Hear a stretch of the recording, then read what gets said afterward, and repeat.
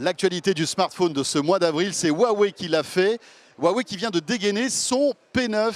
Le P9, c'est, on va dire, le smartphone flagship de la marque chinoise, qui est le 3e constructeur de smartphones au monde. Alors bon, évidemment, c'est un smartphone qui ressemble pratiquement à tous les smartphones, mais qui a une particularité, regardez-le.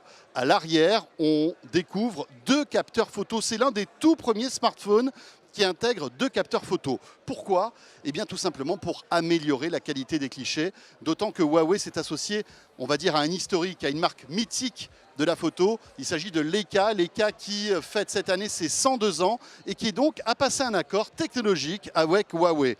Ce qui fait qu'on se retrouve donc avec 2 capteurs de 12 mégapixels signés Sony, avec des lentilles de la marque Leica.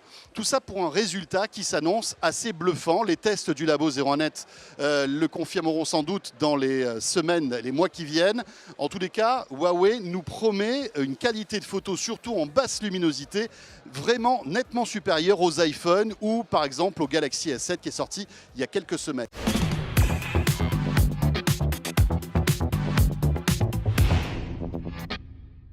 À l'intérieur de ce nouvel iPhone, tout change. Une puce NFC arrive. Attention, ce n'est pas le NFC des grands jours, hein, c'est le NFC pour l'Apple Pay. Quand ce service arrivera en France, eh bien, on pourra payer avec donc l'iPhone SE. Bon, gros point fort, un meilleur appareil photo. En fait, c'est l'équivalent véritablement de l'appareil photo de l'iPhone 6S. Donc 12 mégapixels, la fonction Live Photo, le flash pour les selfies et puis la vidéo 4K.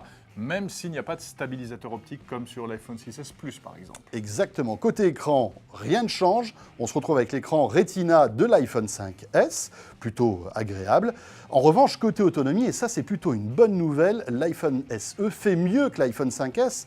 On peut dire qu'on gagne 2 heures d'autonomie en plus, hein.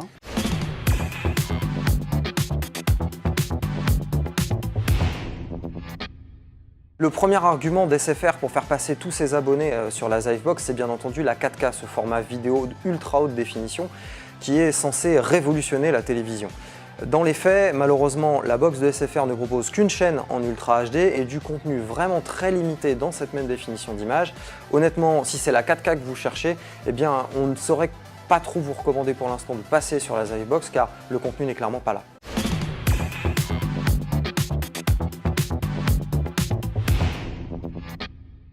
Alors ça c'est l'antenne Gateway des KSAT. C'est une antenne qui concentre le trafic des 10 petits spots de couverture. C'est des zones de plus ou moins 250 km et ça permet d'accéder par satellite à la fibre et après au service d'accès Internet. L'utilisateur a une petite antenne équipée avec un modem qui est similaire à un modem d'accès à Internet pour des autres moyens comme la fibre et tout simplement ça. La solution d'Eutelsat est commercialisée sous le nom de Two-Way et accessible à partir de 19,90 € par mois. On arrive à avoir des débits de 20 mégabits en descendant et de 6 en montant.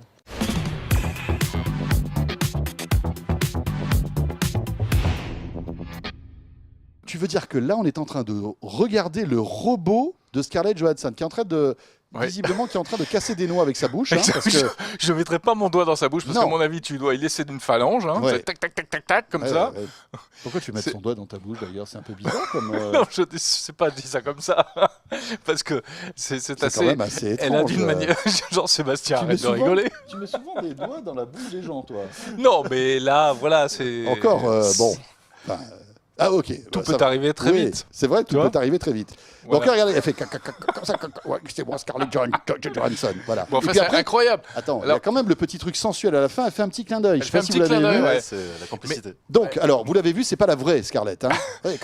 Non, mais l'impression... Regardez, attendez, hop, juste un petit peu, quelques secondes. Magnifique.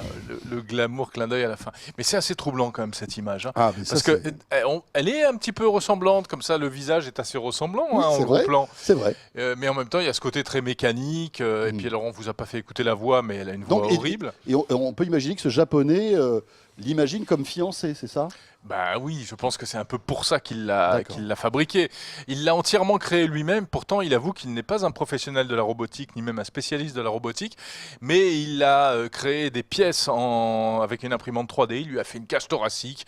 Il lui a fait des membres. Dessus, il y a une peau en silicone. Ouais. Et puis, il y a des petits moteurs pour faire fonctionner tout ça. Bah oui. Ouais. En revanche, côté jambes, elle est beaucoup moins sexy. Hein, c'est encore un peu. C'est pas très joli. J'allais dire, oui, elle tremble un peu. Je pense qu'elle est un peu Parkinson, non?